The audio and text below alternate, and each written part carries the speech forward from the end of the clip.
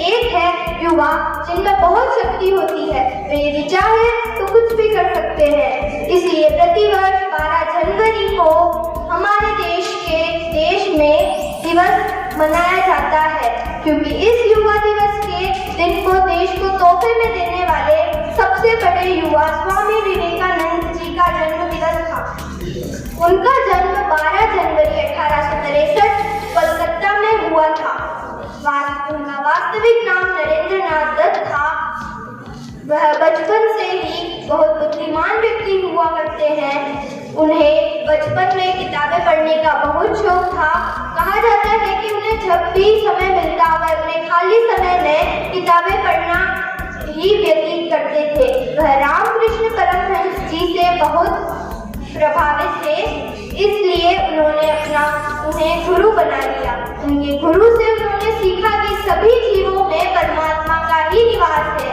इसलिए उनका मानना था कि यदि हम सभी की सेवा करते हैं तो हम कहीं ना कहीं भगवान की सेवा कर रहे हैं। रामकृष्ण परमहंस जी की मृत्यु के पश्चात उन्होंने भारतीय उपमहाद्वीप के बहुत अधिक दौरे किए और लगातार भारतीय लोगों की स्थिति का ज्ञान प्राप्त करते रहे। उनका एक प्रसिद्ध कथन, जिसमें उन्होंने कहा है कि उठो, जागो और तब तक मत रुको जब तक लक्ष्य की प्राप्ति न हो जाए। आप इस कथन से उनकी सोच का अंदाजा लगा सकते हैं।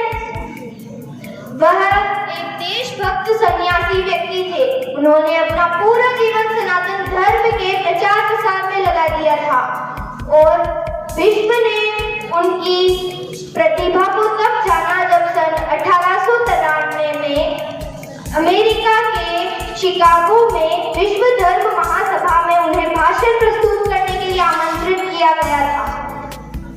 उनको भाषण देने के लिए मात्र 2 मिनट का समय दिया गया। उन्होंने अपने भाषण की शुरुआत की, मेरे अमेरिकी भाइयों और बहनों। तभी जिसके बाद पूरी महासभा तालियों से गड़गड़ाहट की गूंज उठी। उसमें उन्होंने कहा था कि जिस तरह भिन्न भिन्न स्थानों से नदियां निकलती है और भिन्न भिन्न मार्गों से होकर आखिरकार समुद्र में मिल जाती है, ठीक उसी प्रकार मनुष्य अपनी इच्छा से अलग अलग मार्गों का चुनाव करता है। ये मार्ग देखने में भले ही भिन्न भिन्न हो, लेकिन यह हमें ईश्वर तक ही ले जाता है। स्वामी जी की कुछ बातें विश्व गुरु भारत का चेहरा बनाती है। विवेकानंद जी के पास बहुत अधिक ज्ञान था और वह लगातार अपने ज्ञान को बढ़ाते रहते थे। उन्होंने बचपन में ही हिंदू धर्म के सभी शास्त्रों का ज्ञान प्राप्त कर लिया था। इसके अलावा उन्होंने सभी धर्मों का ज्ञान प्राप्त किया। इसके साथ साथ उन्होंने भारत के अलावा विश्व के अनेक देशों में अपनी यात्रा की और वहां के रीति रिवाजों को समझने की कोशिश की। उन्होंने हिंदू धर्म के विस्तार पर ही नहीं बल्कि गरीब व पिछड़े वर्ग के लोगों की भी सेवा की। आज युवा दिवस के मौके पर हम सभी न सिर्फ उनको याद करें